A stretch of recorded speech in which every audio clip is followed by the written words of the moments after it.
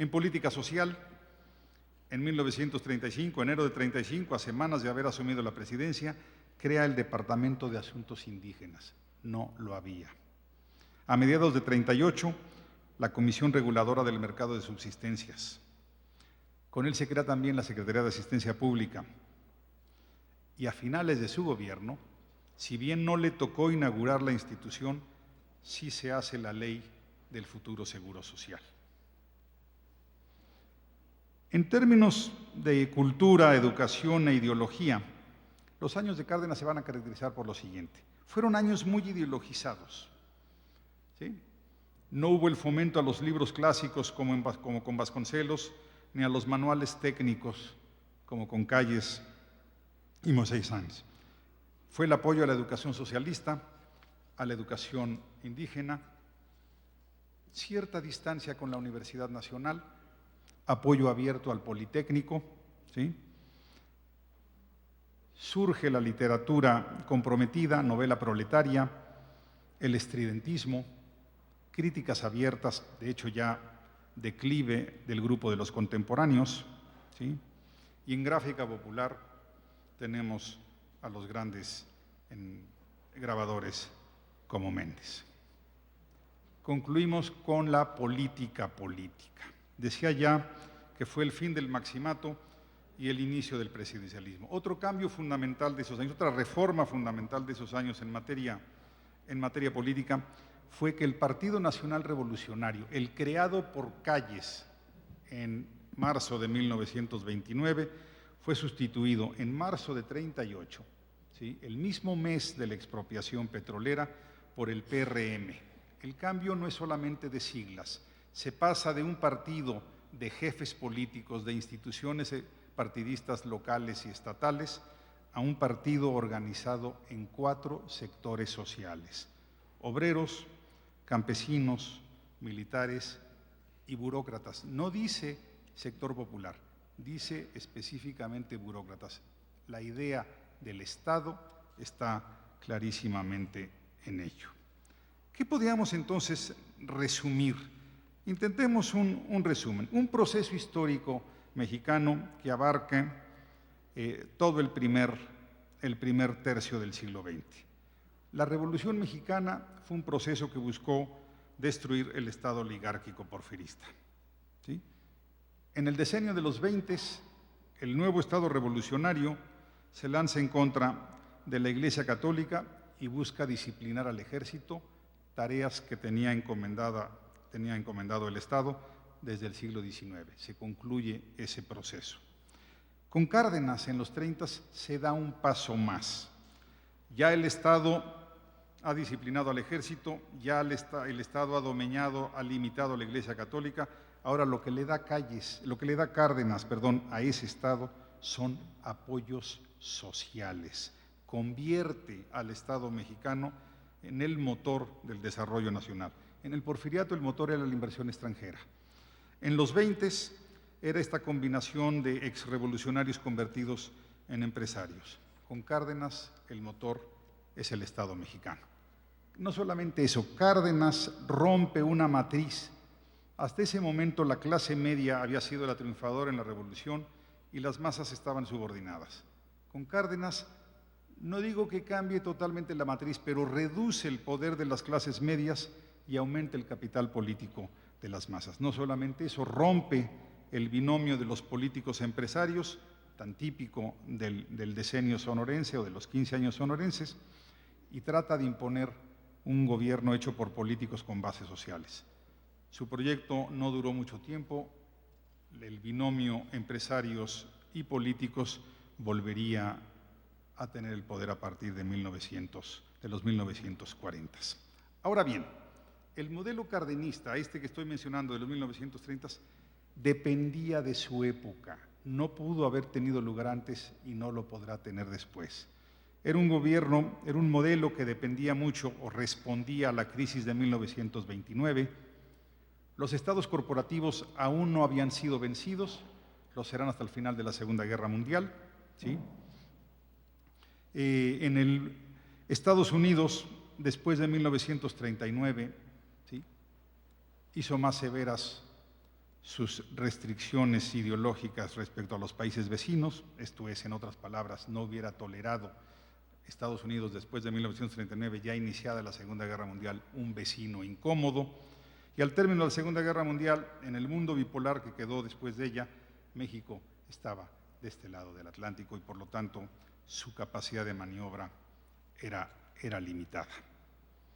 Cuarto y último momento, el momento de la moderación, de la consolidación de las reformas. Es obvio que la expropiación petrolera molestó a Estados Unidos, más a Inglaterra, pero repito, ambos países estaban atados de manos por la Segunda Guerra Mundial. Por otro lado, su política agraria, su política obrera, la educación socialista, la creación del PRM como partido corporativo, estructurado con 4 sectores, molestó a las clases medias y altas mexicanas. De otra manera no se explica la creación del PAN en septiembre de 1939 como un partido contrario al PRM y a la continuación del modelo cardenista, ¿sí? Esto explica que no haya más reformas a partir de 1939. Cárdenas, otra vez vemos al gran estadista, al gran político, percibe, intuye, olfatea que la sociedad mexicana está escindida. Cárdenas percibe el riesgo que hay de una alianza entre el viejo callismo, derrotado apenas 3-4 años antes, con otros grupos conservadores. Cárdenas entiende perfectamente el riesgo de que algunos jefes del ejército no quieran la continuación de su modelo. Zedillo incluso se levantó en armas y Almazán abandonó al PRM para pasar a la oposición. Además, le han reclamado a Cárdenas que no haya tenido un sucesor afín a él. No había opciones en la izquierda para ese momento. Lombardo Toledano, uno de estos políticos nuevos con apoyos sociales, ¿sí?, la CTM, estaba demasiado cercano a la Unión Soviética. Su viabilidad como sucesor presidencial era prácticamente nula. Francisco J. Múgica no contaba con el apoyo del ejército, no contaba con el apoyo del movimiento obrero más vinculado a la Unión Soviética por haber participado en el asilo a León Trotsky. Cárdenas sabía que le urgía recuperar ciertas ligas con las clases medias y también Cárdenas sabía que no podía prolongar su distanciamiento con Estados Unidos. Entonces, ¿qué hace Cárdenas en 1939 y 1940? Contra aquellos que sostienen que existe la revolución permanente, que hay una radicalización día tras día, Cárdenas va contra esa idea y dice, no puede haber una revolución permanente, hay momentos que hay que hacer cortes y hacer amarres. Cárdenas hace un amarre en 1939. Lo que él busca es asegurar las reformas que ya había hecho, ¿sí? No quiere, con un sucesor de izquierda, arriesgar una confrontación interna o un conflicto externo. Él sabe que un sucesor de izquierda, ¿sí?, puede traer un riesgo de golpe militar o de rebelión más generalizada. Por lo tanto, Cárdenas optó por un sucesor moderado, Ávila Camacho. A partir de entonces, el país cambia, a partir de 1940. Concluyo diciendo lo que sigue. El modelo Lázaro Cárdenas, ¿sí?, desde entonces ha sido alabado, pero nunca ha sido continuado. En todo caso, hoy es asumido más bien por la oposición que por los gobiernos en turno, y no me estoy refiriendo nada más a los gobiernos de los últimos 2 sexenios. El rompimiento del gobierno con el modelo cardenista fue clarísimo desde la presidencia de Miguel Alemán. Y creo que en cierto sentido, es correcto. El modelo de Cárdenas era un modelo temporal. Hoy en día no tiene viabilidad el corporativismo. Hoy en día no tiene viabilidad el presidencialismo. Hoy en día la agricultura está tecnificada. Sabemos que el reparto es insuficiente. Hoy en día el petróleo está absolutamente internacionalizado. Hoy en día no tiene viabilidad una economía estatizada. Hoy en día son inaceptables los proyectos educativos ideologizados. ¿Qué hay vigente del modelo cardenista? Su política social, ¿sí? La atención a los indígenas, la preocupación por los grupos desvalidos y sobre todo sigue vigente. Cárdenas nos dejó un legado moral, un legado de nacionalismo, de honestidad y de manos limpias, limpias de sangre.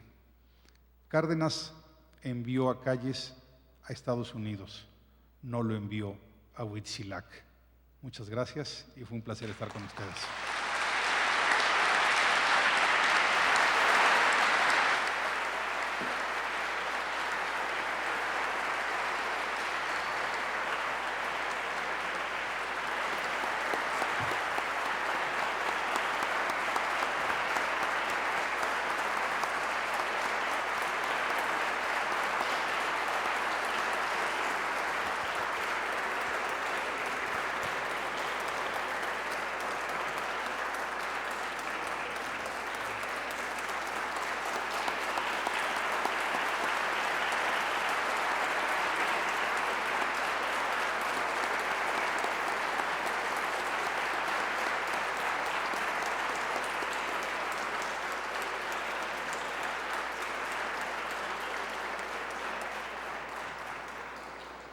Estamos, por supuesto, concluyendo muy gratamente, en excelentes términos, el trabajo magistralmente presentado por nuestro primer invitado en la conferencia La paradoja del gobierno cardenista, momento culminante y final de la Revolución Mexicana. Muchas gracias al doctor Javier García Diego por esta brillante disertación. Desde luego también queremos expresar el agradecimiento al maestro José Luis Leal Sanabria y también, por supuesto, muchas gracias a toda la fina audiencia que nos dedicó su tiempo y atención. Despedimos de esta forma, cediéndole antes el uso de la palabra nuevamente al doctor. Adelante. Bueno, les agradezco muchísimo su atención. Les agradezco a la Cátedra Cortázar, a la Universidad de Guadalajara, esta oportunidad. Yo realmente lo que quisiera es ahora quedarme en este anfiteatro y gozar a Orozco por mucho rato. Muchas gracias y buenas noches.